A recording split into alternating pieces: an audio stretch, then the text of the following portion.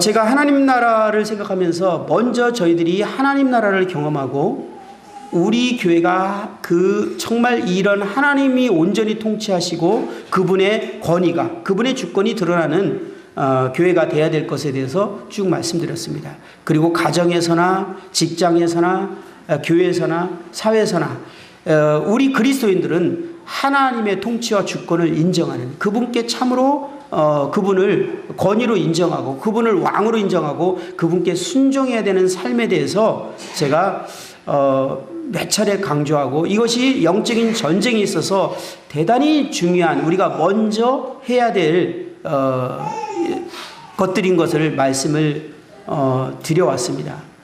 순종을 하지 않을 때는 반드시 이론이 있더라고요. 그것을 안 할 만한 이유가 있는 거예요. 저 안 할 만한 이유가요, 되게 주님이 기뻐할 만한 이유라고 생각했어요. 왜냐하면 두 사람이 소외되는 것을 해결해 주려고 제가 사랑을 한 거잖아요. 어떻게 보면 사실 가만히 보면 사랑이었나 생각을 해봐요. 내가 축구를 하고 싶었겠지. 근데 그 두 사람이 축구를 못하게 되는 것을 내가 도와주겠다는 그 이론으로 제가 사실은 결과적으로는 의사 선생님의 말에 불순종했습니다. 여기서 주님이 선명하게 저에게 드러나게 한 것이 있었어요. 네가 갖고 있는 이론이 그것이 얼마나 성경적, 심지어는 성경적이고 타당하고 옳고 맞는 것이라도 그 결과가 내가 너에게 세운 권위에게 순종하지 않는 결과를 일으킨다면 그것은 나에게로 온 것이 아니라는 거예요. 하나님을 대적하여 높아진 이론이라는 거예요. 고린도후서 10장 5절 말씀이 생각나면서 정신이 번쩍 났습니다.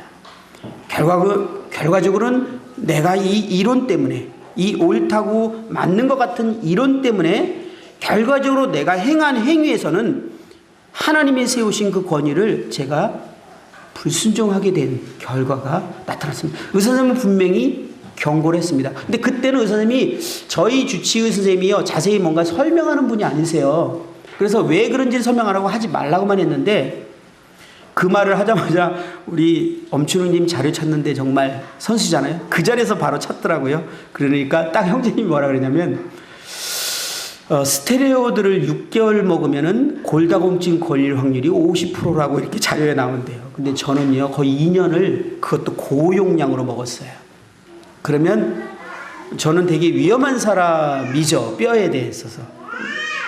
근데 그거를 꼭 알 필요가 없었어요. 의사 선생님이 그냥 하지 말라 그러면 안 했으면 됐어요. 근데 제가 그거를 듣고 나니까, 의사 선생님은 다 이걸 이미 생각하고 저한테 하지 말아라고 했지만 저는 저의 이론이 그거보다 앞섰습니다. 선한 이론처럼 보였고 옳은 것처럼 보였지만 결과적으로는 하나님을 대적하여 높아진 이론, 하나님이 세우신 권위를 순종하지 않는 것이라면 하나님이 그것은 틀렸다. 저에게 끝날 때까지 교훈이 될 것 같은 안타깝게도 신장을 일으켰기 때문에 약을 못 먹습니다. 그래서 이 통증을 고스란히 지금 2주째 느끼면서 거의 잠을 못 자고 그럴 때마다 나가서 앉아서 주님께 기도하는 시간을 갖습니다. 정말 주님이 저에게 순종을 얼마나 가르치고 싶었나, 또는 제가 이런 방식으로 하나님 앞에서 얼마나 이론을 가지고 하나님을 순종하지 않았나, 참 많이 생각하게 되는 기간으로 지금 갖게 됩니다. 제가 부끄럽지만 우리들이 교훈을 해서 제가 이 말씀을 드리게 됩니다.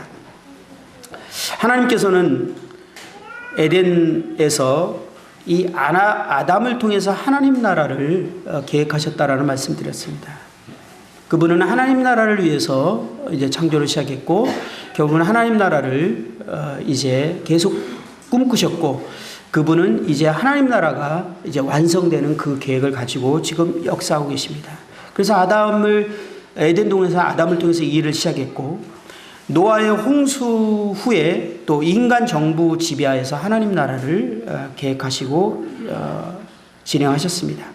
아브라함과 족장들을 통해서 족장들의 지배하에 하나님 나라를 하나님은 이뤄가고자 하셨습니다. 이 사사들을 통해서도 사사들의 지배 아래에서 하나님 나라를, 그 다음에 왕들의 지배 아래에서 하나님 나라를, 이스라엘 백성들을 통해서 그렇게 계획하셨습니다. 또 선지자들의 지도하에 하나님 나라를. 그렇기 때문에 이 모든 과정에 볼 때 하나님께서 자신의 명령을 순종하고 따를 것을, 하나님을 철저히 섬길 것에 대해서 요구하셨습니다. 왜? 하나님 나라는 그분의 주권과 통치, 그의 백성은 그분을 따르고 그분을 순종하고 그분의 주권과 통치를 받아들이는 것입니다. 물론 하나님께서는 사랑을 베푸셔서 우리가 사랑의 동기로 그것을 더 하기를 원하셨지만, 어쨌든 우리는 그분에게 정말 그분의 통치를 인정하고 순종하는 것이 정말 하나님 나라가 이루어지는 데 있어서 정말 중요한 핵심적이었습니다. 그래서 하나님 나라가 이제 도래하게 될 때 온 민족들은 하나님의 그 통치를 인정하게 될 것이고, 하나님을 진정으로 왕으로 인정하게 될 날이 올 것입니다.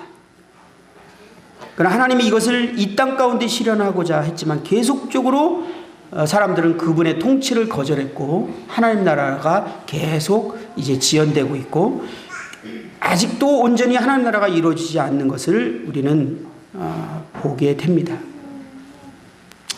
하나님께서는 자신의 대리자를, 위임 권위를 세움으로 인해서 하나님께서 사람들이 자신에게 순종하는지를 항상 확인하셨고, 그것을 통해서 하나님의 통치가 이루어지기를 기대하셨습니다.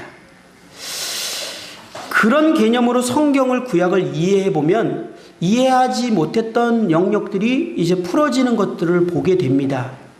이래서 노아의 홍수 이후에 이제 인간 정부를 통해서 하나님 나라를 다시 실현하고자 했던 하나님의 입장에서는 하나님의 통치와 주권이 정말 중요했죠.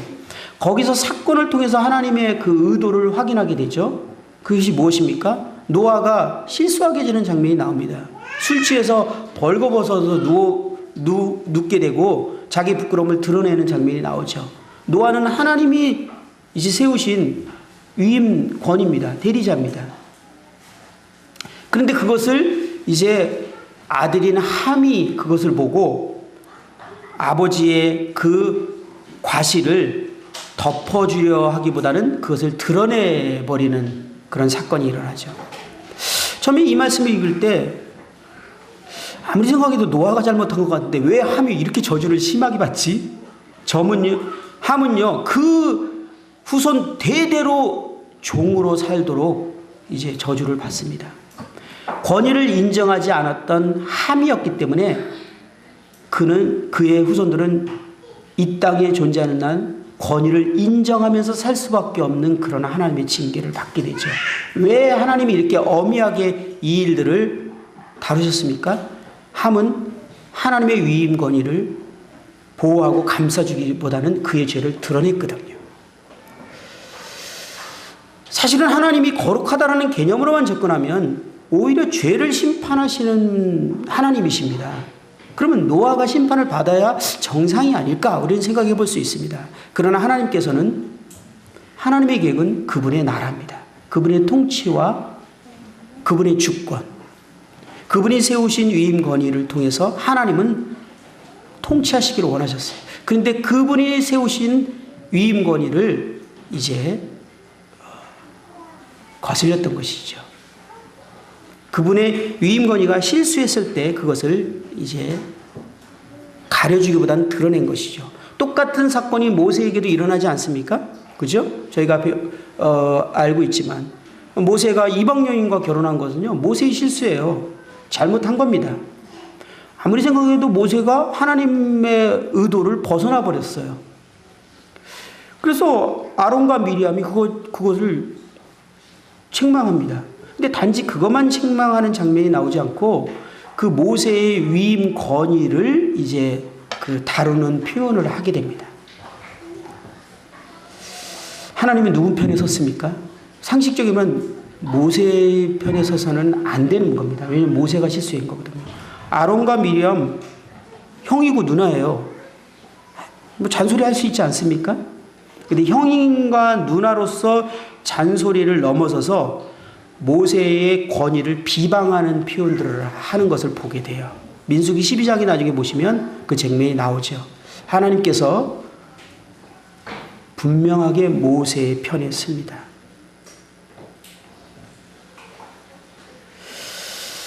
하나님께서 그들을 향하여 진노하셨다. 이렇게 12장 9절에는 표현하는 것을 보게 됩니다. 8절에 하나님께서 이렇게 표현하는 것이 되게 저에게 도전적이고 충격적이었어요. 너희가 어찌하여 내 종 모세 비방하기를 두려워하지 아니하느냐. 이렇게 말씀하세요. 그리고 이어지는 말씀이 하나님이 그들을 향하여 진노하시고 떠나셨다. 하나님의 임재를 잃어버리게 되어버립니다. 그들이. 하나님이 세우신 권위를 사실 문제였기 때문에 비방을 한다고 했습니다. 그죠? 그런데 하나님께서 그거에 대해서 진노하셨습니다. 너희가 어찌 내 종 모세의 비방하기를 두려워하지 않느냐. 이건 두려워해야 될 일이라고 주님이 말씀합니다. 다윗이 그것에 대해서 참 좋은 예지 않습니까? 그는 정말 두려워했습니다. 제가 이 민수기 16장 생각이 이 말씀을 보면서 이론, 논리 이것이 생각이 이렇게 나면서 다시 고라와 나단과 아비람의 그 사건을 보게 됐습니다. 요것만 잠깐 한번 볼까요? 민수기 16장입니다. 레위의 증손 고핫의 손자 이스라엘의 아들 고라와 루벤 자손 엘리압의 아들 다단과 아비람과 벨렛의 아들 온이 당을 짓고 이스라엘 자손 총회에서 택함을 받은 자 곧 회중 가운데에서 이름 있는 지휘관 250명과 함께 일어나 모세를 거스르니라. 그들이 모여서 모세와 아론을 거슬러 그들에게 이르되 너희가 분수에 지나도다. 회중이 다 각각 거룩하고 하나님께서도 그들 중에 계시거늘 너희가 어찌하여 여호와의 총회 위에 스스로 높이느냐. 이 내용을 가만히 보면요, 이 모세의 권위를 이제 대적하는 것들을 보게 되는데요. 그 내용을 보면요, 이들은 하나님에 대해서 대적할 마음이 있거나 하나님의 뜻을 거슬리거나 그렇게 할 의사가 조금도 없음을 보게 됩니다. 그들은 하나님에 대해서요, 그 하나님을 대적하거나 하나님의 뜻을 거슬리고자 하는 의사가 없어요. 단지 모세에 대해서 지금 비방하고 있었던 것이에요. 이들은 이스라엘의 이제 우두머리들이었습니다. 어떻게 됐죠? 우리가 잘 알듯이 이 고라와 그가 땅이 열려서 땅에 그냥 우리는 뭐 지진과 같은 거라고 생각했지만 그들이 땅이 삼켜버리는 그런 사건이 일어납니다. 저는 이들이 그렇게 말할 때 내가 지금 이 권위에 대해서 뭔가 문제점을 지적할 때 내가 하나님을 대적한다고 생각을 결코 하지 않았기 때문에 그렇게 담대하게 말했을 것이다 생각이 들어져요. 그러나 하나님은 그것을 자신을 대적하는 것으로 보시고 심판을 하시는 것을 보기는 참 두렵습니다. 더더욱 이게 논리적으로 타당했다라는 것을 제가 확인하게 되는 거는요, 그 땅이 열려서 그들이 다 삼켜졌는데도요, 이스라엘 백성들이 뒤에 보면은 다 모세에게 나와서 이제 모세를 대적하는 장면이 나옵니다. 너 때문에 이들이 죽었다. 그러니까 이들은요, 끝까지요, 이 죽은 사람들이 잘못됐다고 생각이 안 들어요. 그 내용을 들어보니까 맞는 내용 같아요. 그러니까 모든 군중들이 이 사람은 잘못한 게 없는데 너 때문에 죽게 됐다라고 지금 원망하는 장면이 나와요. 그때 하나님이 어떻게 하십니까? 내가 이들을 다 진멸해 죽이겠다라고 작정하시고 그 일을 시작합니다. 그 이스라엘 백성들이 그 당시에 거기서 싹 다 진멸할 뻔했어요. 이 사건 때문에. 근데 모세가 아론에게 즉시 얘기해서 주님께 제사를 지내면서 하나님의 진노가 멈추는 장면이 나오죠. 참 이것이 이해하기가 참 어려운 장면이었어요. 그러나 그분이 지금 이스라엘 백성들을 그 애굽에서 출애굽에서 이 가나안 땅으로 가고자 하는 이 목적은 단 하나입니다. 그분의 나라, 신정왕국, 하나님의 나라, 그분이 통치하시고 그분이 다스리는 나라를 이제 새로운 민족으로 다시 시작하기로 결정하신 거거든요. 그리고 그 일을 모세를 통해서 하나님이 지금 계획하고 계십니다. 근데 그 모세를 거스르는 거예요. 하나님에 대한 대적이었어요. 하나님이 이것을 아주 분명하게, 이 백성들은 틀렸구나, 내가 하나님 나라를 이뤄가는 데서 이들의 태도는 틀렸다라고 평가하시고 그들을 다 진멸하시기로 마음을 먹으시는 장면을 봐요. 모세의 중보가 아니었다면 정말 이스라엘은 거기서 다 진멸됐을 것입니다. 이렇게 하나님이 이 권위에 대해서 철저히 반응하시는 것을 볼 때 정말 두렵지 않습니까? 내가 얼마나 많은 순간 모르고 이 권위를 저의 이 간증처럼 그냥 무시하는가, 그리고 함부로 하는가, 그리고 심지어는 대적하는가. 좀 더 주님 앞에서 이것들을 의식하고 배우고 훈련하고 알아야 되지 않겠는가라는 생각이 참 듭니다. 왜냐하면 이게 이론이요, 제 마음에서도 너무 타당해요. 그러니까 그렇게 하게 되는 거거든요. 근데 이론과 논리가 아니라 하나님은 순종입니다. 권위예요. 한 자매님이 우리 훈련할 때 이런 표현을 해주셔서 참 아멘 하답했어요. 제가 그 말씀을 드린 적이 있는 것 같은데, 우리가 권위를 순종할 때 그 사람이 어떠함을 보고 순종한다면 사실 순종이 불가능합니다. 왜냐하면 지금 보다시피 지금 권위들이 다 문제가 있네요. 노아도 모세도 사실은 실수를 합니다. 그런데 성경에서 말하는 이 순종은, 권위를 인정하는 것은 그가 권위이기 때문에 순종하는 것이지 그가 어떠하기 때문에 순종하는 게 아니라는 거예요. 그냥 권위이기 때문에 순종하는 거예요. 여러분, 제 예를 들어서 의사가 뵀는데 이 의사가 정말 못 믿어져. 왠지 좀 그냥 실력이 없는 것 같아. 그래서 그냥 예를 들면 그냥 그 말을 무시해. 우리는 그 사람을 본 거잖아요. 하나님은 결코 그렇게 우리에게 요구하거나 평가하지 않습니다. 그가 하나님이 세우신, 고린도서 13장에 말씀하신 것처럼 모든 권위는 하나님께로부터 말미암았다라고 말하듯이 하나님이 세우신 권이기 때문에 순종하는 거지 그 사람이 어떠하기 때문에 순종하는 것이 아니라는 거예요. 그렇게 되면은 우리 부모님에게, 우리 남편에게, 또 세운 직장 상사에게 좀 더 순종하는 것이 쉬워지지 않습니까? 근데 그 사람이 어떠함을 보고 순종하려면 쉽지 않을 것 같아요. 저 허물 많은 사람, 저 말이 틀린 것 같은데 어떻게 저를. 그러나 하나님이 세우셨기 때문에 그 하나님께 순종한다라는 그 개념이 그냥 하나님 세운 권위의 권위이기 때문에 순종하는 것입니다. 다윗이 이 사울이 하나님이 기름 부음 받은 사람이라는 그 이유 때문에 다윗의 행동을 보면 참으로 우리에게 도전을 줍니다. 찾아보지 않아서 잘하지만 사무엘 24장이나 26장에 보면 그런 사건이 나오죠. 사울이 이제 다윗이 사울을 죽일 수 있는 그러한 상황에 상황이 연출됩니다. 사울은 어떻게든지 다윗을 죽이려고 계속 찾고 있는 중에 다윗의 손에 들어가게 됩니다. 그래서 이 부하들이 사울을 죽입시다. 기회입니다. 하나님이 주신 기회입니다. 자, 논리적으로 이론적으로 너무나 맞아요. 하나님이 주신 절호의 기회다. 이론 맞는 것. 그런데 결과는 뭐예요? 하나님이 세운 권위를 대적하는 거였기 때문에 그것은 하나님께로 온 게.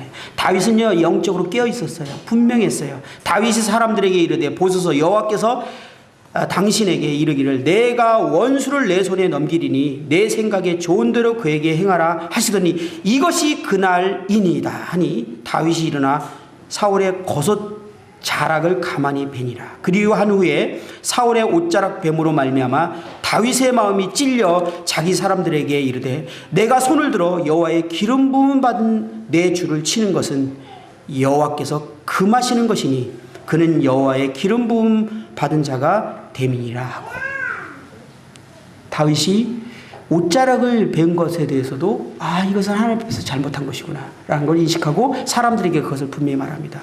그 다음에도 그런 사건이 또 있었죠. 2번이나 창과 물병을 가져옵니다. 이것도 하나님이 주신 기회라고.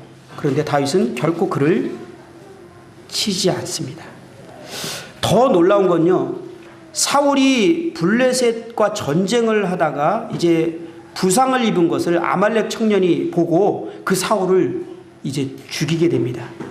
이 소식을 누가 제일 기뻐한다고 생각했을까요? 다윗의 원수. 그래서 아말렉이 그냥 다윗에게 달려와서 그거를 보고를 합니다.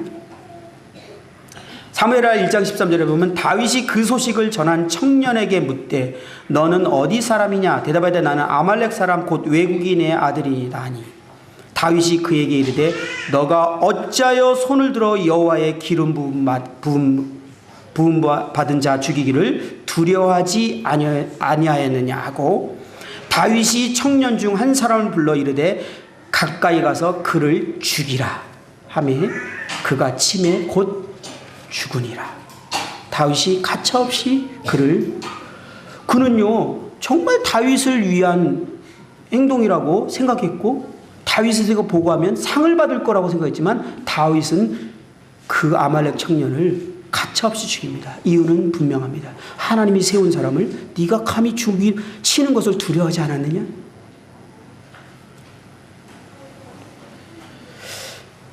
이스라엘과 유다가 전쟁 중에 초기에요. 갈라지기 전에 전쟁 중에 그 네갑과 아바나라는 사람이 이스라엘 왕 이스보셋을 죽이는 사건이 사무엘하 사장에 똑같이 나와요. 그리고 또 다윗에게 얘기했을 때 다윗이 그들도 죽입니다. 다윗은 영적으로 깨어 있었어요. 철저히 하나님의 그 권위. 사실은 이론적으로 다윗은 얼마든지 정당성을 가질 수 있어요. 그를 죽이고. 그리고 심지어는 하나님이 이미 왕으로 기름 부었어요. 자기도. 정당성이 있었어요. 논리적으로 충분했어요. 그러나 다윗은 철저히 이 영역들을 지키게 되는 걸 봅니다.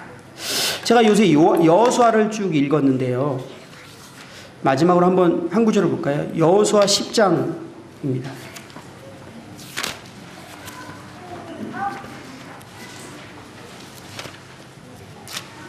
요새 여호수아를 제가 리딩하고 있었던 중이었거든요. 여호수아 10장을 이렇게 보는데 좀 궁금해졌어요. 10장에 있는 그 내용이. 이 내용은 뭐냐면 이제 여호수아가 이스라엘 백성들과 아모리 다섯 왕이 이제 그 전쟁하러 오게 됩니다. 그래서 아모리 다섯 왕과 전쟁을 하게 되는데 하나님께서 그들을 붙이셨어요. 그래서 그들을 이제 물리치는데 다윗이 하나님께 그들을 물리칠 수 있는 시간이 부족하기 때문에 기도하는 장면이 나오죠. 태양이 멈춰주기를. 그런데 13절에 보면 10장 13절에 보면 태양이 머물고 달이 멈추기를 백성이 그 대적에게 원수를 갚기까지 하였느니라. 야살의 책에 태양이 중천에 머물러서 거의 종일토록 속히 내려가지 아니하였다고 기록되지 아니하였느냐. 여호와께서 사람의 목소리를 들으신 이 같은 날은 전에도 없었고 후에도 없었나니 이는 여호와께서 이스라엘을 위하여 싸우셨습니다. 주님께서 이 여호수아의 기도를 들은 이러한 사건은 전에도 없었고 후에도 없었다라는 내용을 읽는데 마음에 왜 하나님이 여호수아의 기도를 이렇게 특별하게 들어주셨을까? 그래서 마음이 관심이 생기면서 쭉 읽어봤는데 이제 그 11장의 말씀이 눈에 들어왔어요. 15절 여호와께서 그의 종 모세에게 명령하신 것을 모세는 여호수아에게 명령하였고 여호수아는 그대로 행하여 여호와께서 모세에게 명하신 모든 것을 하나도 행하지 아니한 것이 없었더라. 노아가 생각났어요. 그 모든 사람들이 심판을 받던 중에 하나님의 은혜를 받게 된 특별한 노아, 그의 특징은 하나님의 말씀하신 그대로 행했더라. 정말 순종하는 사람이었어요. 하나님의 말씀에 그것이 어떤 대가든 어떤 평가를 받든 어떤 것들을 희생을 초래하는 것과 상관없이 엄청난 말도 안 되는 희생과 그 행동이었죠. 그런데 하나님의 말씀은 그대로 순종합니다. 근데 여호수아가 그런 사람이었더라고요.